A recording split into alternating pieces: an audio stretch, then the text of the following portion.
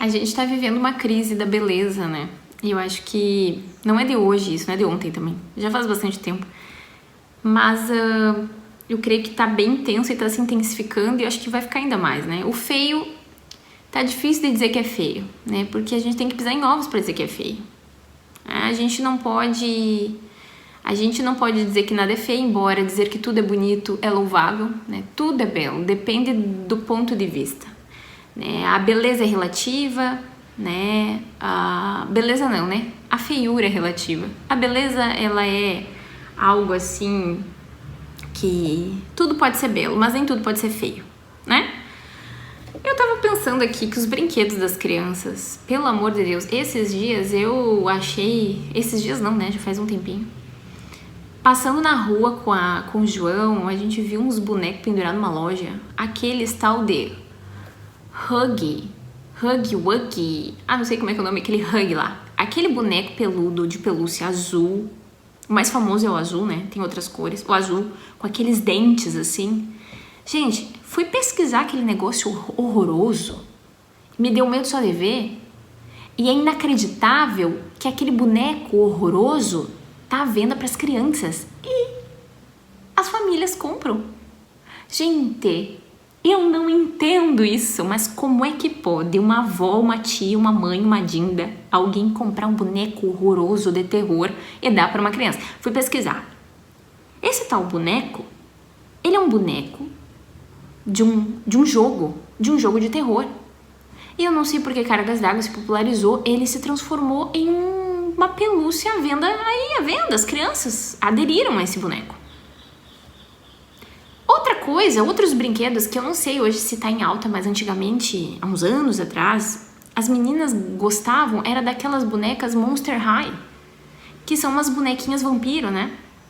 A aparência delas é terrível. É terrível. Outra coisa, isso é mais antigo do que todas essas. Bruxinha do bem. Monstrinho do bem. Gente, pelo amor de Deus, não existe bruxinha do bem. A essência da bruxa é má. Ela é assim, ela nasceu assim. Essa é a essência dela. O monstro, a essência, o ser dele, ele é mau. Não tem como o monstro ser do bem. Se você quer representar a bondade através de algum personagem, tu escolhe uma princesa. As princesas, a essência da princesa é bondade.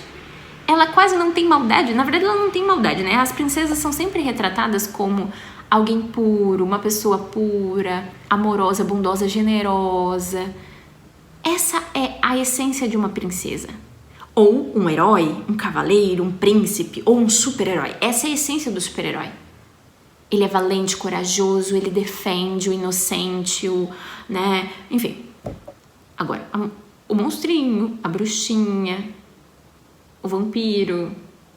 Gente, a essência desses personagens não é do bem. E não existe beleza nisso.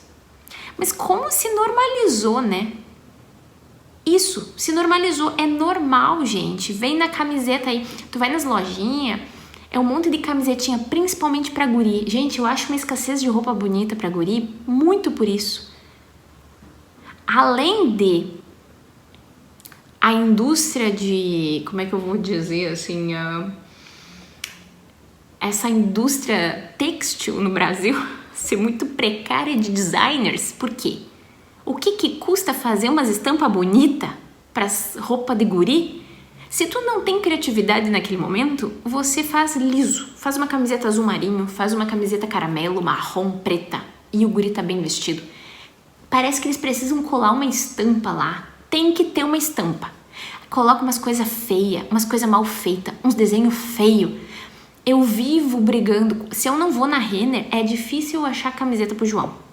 Se eu não vou na Renner, porque lá na Renner sempre tem camisetinha lisa. Lisinha, bonitinha. O Joãozinho fica bem vestidinho. Agora, tu percebe... Agora vamos costurar junto com aquilo que eu falei no início, né? Dessa normalização daquilo que é feio, daquilo que é mal. Com a escassez de beleza. Não existe nada no mundo que Deus criou. Não existe mais nada para você estampar numa camiseta do que uma bruxinha do que um monstrinho, porque nesse universo dos meninos eu vejo que tem muita coisa de monstrinho, né? A bruxinha é muito personagem que às vezes fica mais pro lado das meninas, embora seja muito das histórias, né? Que tanto meninos como meninas têm contato. Mas não tem mais nada nesse universo bonito que a gente possa colocar numa capa de caderno? Fazer um brinquedo, uma pelúcia, um ursinho de pelúcia. Não existe nada, acabou, não tem mais nada. Agora a gente precisa começar a apelar para as coisas feias. Gurias, a beleza, ela é construída, a percepção de belo. E beleza não é relativa, tá? Eu não sou uma pessoa técnica, eu não entendo muito disso, mas já ouvi, inclusive, pessoas que entendem muito mais do que eu sobre isso, falando sobre como a beleza, ela só existe dentro de alguns critérios, e um desses critérios é proporção, simetria. Por isso que quando a gente vê algo torto, não é bonito. Algo desequilibrado não é bonito. Algo assimétrico não é bonito. Né? Quando é gritante assim, não existe uma beleza. A beleza, gurias, não é relativa, embora a gente adore dizer que depende do ponto de vista. É relativo, cada um vê, né? Cada um vai achar bonito aquilo que sei lá, que tiver que achar. A gente respeita, né? Mas se tu fosse fazer um estudo, uma coisa mais técnica, existe provavelmente... a gente consegue definir aquilo que é bonito e aquilo que não é, né?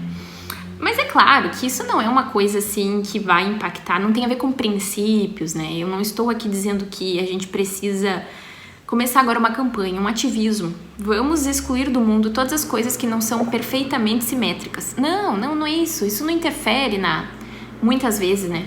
Muitas vezes não vai interferir na convivência, nos relacionamentos. Vai ficar bem naquele campo de cada um faça do jeitinho que gosta, cada um compra aquilo que acha bonito, sabe? Por exemplo, eu tenho uma geladeira aqui, ó, de inox, certo? Eu acho ela bonita. Mas se você não gosta de inox, você compra uma geladeira branca, pode ser? Não vai interferir, minha amiga. Se a gente fosse fazer um estudo bem técnico, talvez a minha geladeira de inox fosse mais interessante do que uma geladeira dessas brancas, assim, que não são de inox. Porque, não sei, talvez o inox é um material mais nobre. E se a gente pensar em qualidade, tudo aquilo que é mais nobre tem mais qualidade. Agora, esse é o problema. Se eu te disser que a minha geladeira tem mais qualidade que a tua, tu vai te ofender? Porque esse é o problema. A gente não pode falar as coisas. Ai, que raiva. A gente não pode falar. A gente precisa dizer, não. Aí tu tem uma geladeira daquelas que, pra descongelar o freezer, tem que colocar o ventilador na frente? A minha é frost free, a tua não é? Eu não posso dizer que a minha tem mais qualidade que a tua? Mas são fatos, certo?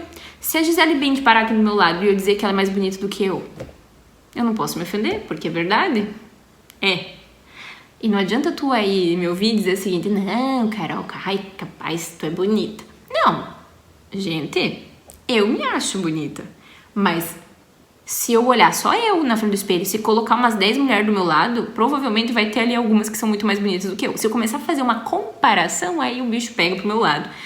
Mas não é por isso também que eu vá me colocar dentro de uma caixinha e me jogar no meio do mar, porque é o que é, né, gurias? É esse o ponto também. É o que é, eu sou assim, né? Vamos viver felizes do jeito que a gente é. E vamos melhorar na medida do que for possível. Vamos comer menos açúcar na medida do possível. Vamos perder mais quilos na medida do possível. Mas a gente também não vai deixar de ser feliz, né, gurias? Porque a gente não é tão bonita quanto outras por aí. Mas então a beleza não é relativa e a beleza é construída. E esse é um ponto aí que eu queria conversar também. Tu sabe que uma prima minha que cursa medicina, ela disse que na faculdade falaram que a percepção musical e essa capacidade de cantar afinado, ela é construída na infância. Se a criança convive com pessoas que cantam afinado, ela aprende a cantar afinado. É um aprendizado, a afinação, digamos assim. E eu achei muito interessante, eu não sabia. Eu achava que era um sorteio no DNA dos indivíduos. Uns Deus colocava a voz afinada e outros não. E ela disse que não, que tem a ver com aprender. É uma sensibilidade, uma percepção que se desenvolve através desse contato com pessoas que cantam afinado. Achei interessante. Achei bem interessante mesmo, que é uma coisa que eu não sabia. E tu sabe que a beleza também tem um pouco disso? Pouco não, né? Tem isso. A beleza, gurias, percepção daquilo que é belo, ela é construída. É por isso que a gente precisa ajudar os nossos filhos a terem essa percepção.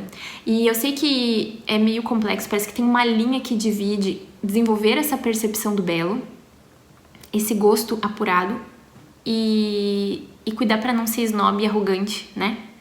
Por exemplo, quando o João às vezes vê uns brinquedos bem xing-ling, gurias, com aquele plástico que tem cheiro de xing-ling, sabe? Aquele cheiro de plástico ruim. Eu tenho que dizer às vezes pro João, eu digo, filho, gurias, às vezes eu tenho medo de falar também, inclusive pro João, as coisas que eu percebo assim, ele vem me pedir às vezes uns brinquedos e uns doces, que tu jura que aquele doce foi feito, gurias, com uns pó, assim, ó, sabe aquela porcaria, assim, ó, que não faz sentido, não tem nada de verdade ali dentro, não tem, assim, ó, nem o açúcar é de verdade. É um pó que imita açúcar. É o pior das porcarias. E tu fica com receio de falar às vezes, filho, isso é algo ruim. Por quê? Porque tem um monte de criança, daí eu me sinto culpada. Porque tem um monte de criança que só tem condições de comer aquele doce. Tem um monte de criança que só tem condições de ter aquele brinquedo. Tá, mas só um pouquinho. Eu preciso ensinar meu filho a entender que aquilo não tem muita qualidade. E que se eu, mãe, posso dar algo melhor, eu vou dar. Se eu não puder dar algo melhor e aquilo for a minha única opção, eu vou dar, mas ele vai ter consciência de que pode não durar muito, pode não ser tão saboroso aquele alimento, que aquele docinho não é de muita qualidade, mas ok, eu vou dar pra ele, mas que existem coisas melhores. Por exemplo, pegar um brinquedinho de xing-ling lá, com aqueles plásticos horrorosos, fedido, e pegar um brinquedo de madeira, por exemplo. O que tu acha que tem mais qualidade? Um brinquedo de madeira.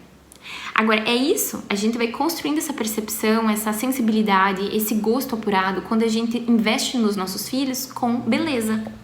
Por isso que escutar funk, escutar umas músicas baixas, uns batidão, às vezes que tu não ouve o que tá sendo cantado, tu tá fazendo esse gosto musical do teu filho ser moldado com esses parâmetros. Que batidão é normal, que não ouvir o que tá sendo cantado é bom, é normal, né? Porque a minha mãe coloca lá em casa pra gente ouvir. Que eu acho que a maioria de vocês não ouve esse tipo de música, né? Mas é um exemplo. Isso aí se aplica a tudo na vida. Por isso que uma mãe desarrumada em casa passa qual mensagem? Gurias, isso às vezes eu lembro. Às vezes eu tô meio relaxada assim, às vezes eu dou uma deslizada e eu penso nisso. Eu tenho 2 meninas em casa, eu tenho um menino em casa. Um dia o João vai escolher uma moça pra namorar, vai casar. E gurias, não tem como tapar o sol com a peneira. Eu vou ser uma referência. Eu acabo sendo uma referência, um parâmetro. Eu sou a principal mulher da vida dele. As irmãs também, mas a mãe não tem. Ninguém bate a mãe. A mãe vai ser parâmetro para alguma coisa, ou para ele não escolher igual, ou para ele escolher igual. Ou não igual, mas algumas coisas parecidas.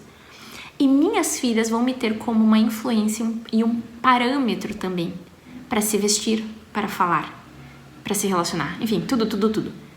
Então, é muito séria essa responsabilidade. Falando de beleza, eu como mãe preciso contagiar as minhas filhas, elas precisam ver em mim beleza. Não é a beleza que é ditada aí, mas eu preciso que elas olhem para mim e vejam beleza. E andar mal arrumada, eu amo usar saias, né? E é o que hoje eu encontro, camiseta, saia, pra facilitar na amamentação, né? E às vezes eu tô com a minha blusa pra fora da saia, minha saia é mais larguinha e a blusa fica pra fora da saia, né? Eu dou mamar e saio correndo e vou ajeitar uma coisa ou outra. E às vezes eu penso, meu Deus, tem misericórdia de mim, que coisa mais horrível, né? O que meus filhos vão pensar, né? Porque embora eu esteja em casa, eu estou em casa, é com eles que eu estou. E eu preciso estar apresentável, né? Eu preciso ser uma boa referência. Mas essa questão da beleza, gurias, de fato, ela é construída, sabe? E a gente precisa ter um cuidado, né?